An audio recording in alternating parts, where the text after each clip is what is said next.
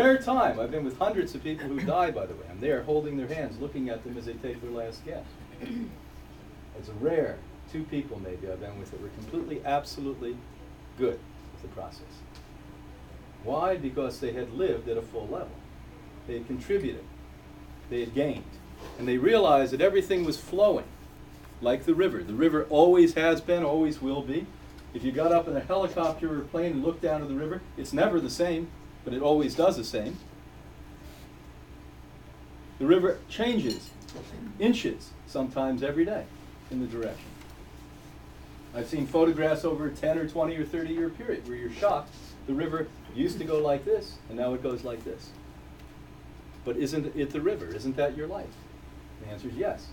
And the objective you have is not to get into the river and swim against the tide, but to be so confident that you get in the river, relax, and let go. Because everything works once we let go. Every time I have a problem, I sit here and preach this to you, still struggle with this. Every time I think I know better than the river, I screw up. Every time I'm relaxed enough to let go, it always works. Isn't that true? Because instinct guides you. How many times have you said a year, uh-oh, I'm going to put my finger in the door, you idiot, and you do it. Right? What is that about? That's this. That's you cherishing this more than this.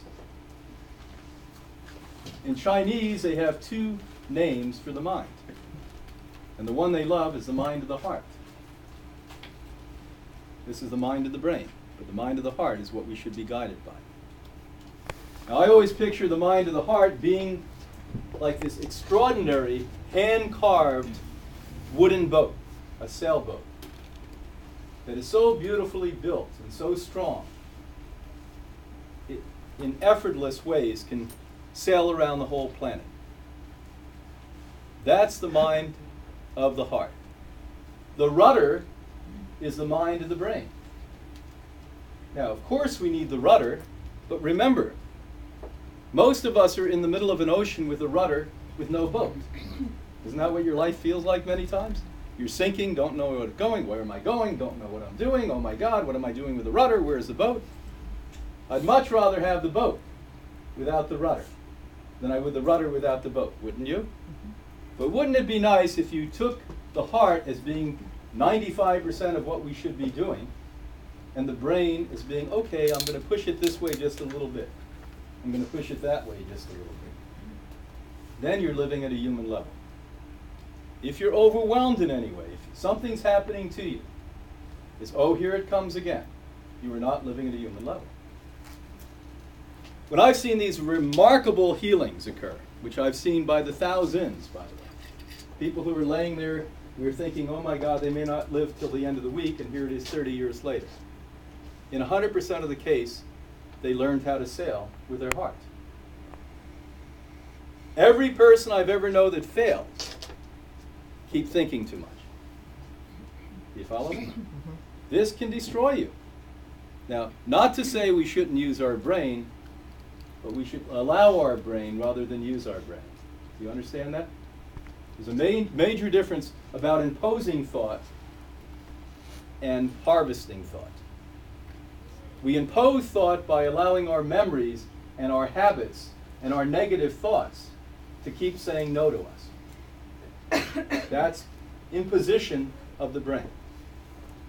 Harvesting the brain is the high points, the enthusiasm, the elation that the brain constantly pours out. They're the parts that you want to harvest. Yes, I failed 85 times in the past, but isn't it wonderful I can try it the 86th time? That's what we're talking about. Yes, I know that modern medicine fails, by the way, with almost every single cancer. But guess what?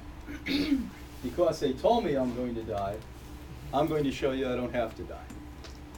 Things like diabetes type 2 is a joke. I've never worked with a type 2 diabetic that doesn't recover in rapid speed. There is no such thing as diabetes type 2. Type 1 is not quite as easy. We've seen those people healed. Cardiovascular disease. People get well so quickly. The 2 most dangerous things we do at Hippocrates has nothing to do with cancer. It has to do with getting people off cardiovascular medicine, anticoagulants, and diabetic medicine, insulin, so quick because they will go into shock if they keep taking the medicine once they start to live the way they were all meant to live and supposed to live.